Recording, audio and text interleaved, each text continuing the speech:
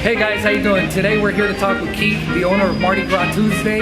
They're a restaurant, a Creole restaurant here in Sherman Oaks, and they've had rave reviews about them over the last couple months since opening up, straight out of the pandemic. So we're excited to share his story with you guys. Let's talk to Keith. So thank you very much for meeting with us. We appreciate the opportunity. We've seen a lot of reviews, positive reviews about your business, and we're interested to hear more about you as a business owner. Tell us your origin story. What made you want to start the business? What were some of the struggles you went through when you started? The starting of the business and the struggles. Well, I gotta say, number one, I got a partner. He's my brother-in-law. His name's Eric Holloway, and it's his money that made all this possible. Number one.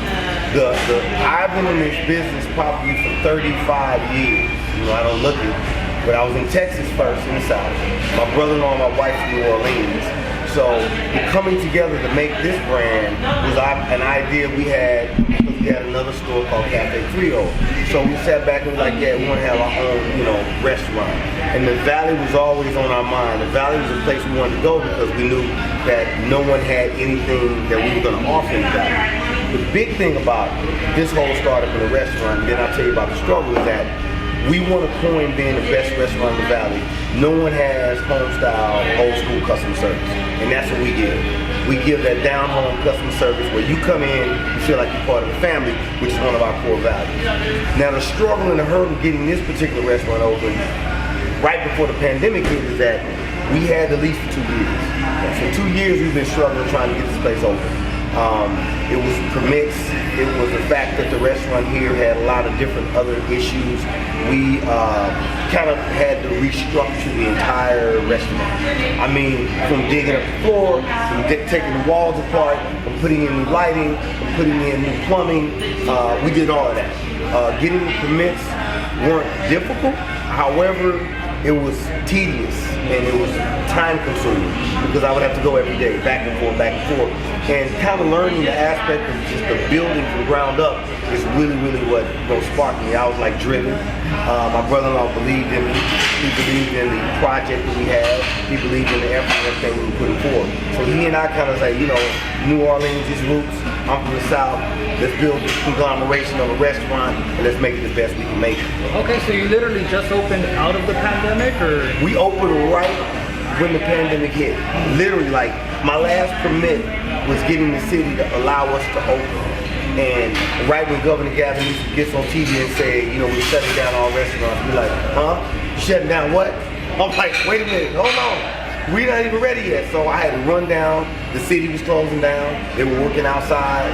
And we just needed that one permit. I'm like, yo, if you're going to shut down, we want to at least do pick up and delivery like everybody else. Yeah. So that was a struggle getting that as well. Okay, no, yeah, and actually, I wouldn't even be able to tell because I've been down this road several times. Right. My daughter goes to school out here, and it seems like you always got customers, coming in and picking up their stuff. So we're blessed, man. We're blessed. Right on. And so coming out of everything, what would you say? What was your background as far as what were you like as a kid growing up? As a kid, I was an entrepreneur. As a kid, I remember even in junior high school, I'm that guy that would put things together that wouldn't wait on nobody. I was a class clown. They got kicked out of class, but I always had the ability to lead people. It's like you got that one person that people will follow. That was me. Being a class clown, being in the Future Teachers of America, being an entrepreneur. I remember in grade school there was a kid that used to draw real well. His name was Michael, and I would sell his product, and I would go to the kids in the school and say, hey, you want a picture of Wolverine, you want a picture of Spider-Man? My boy gonna draw it. So I would broker deals at an early age, and I didn't realize that this would lead me to where I'm at now. However, looking back, I realized, wait a minute, maybe that was my God-given talent. Because your talent is the thing you do that requires the least amount of effort. And that's all, I never required any effort to make people feel good, to make people laugh, to just be an entrepreneur and be likable by a lot of people. And I feel like that's a gift that I have. It came natural to you. Yeah, it came natural. Definitely.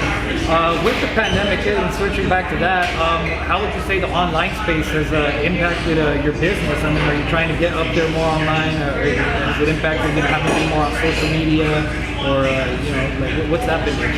Well, I found, because I'm a veteran with the whole online, the biggest challenge for me is keeping up with it, right?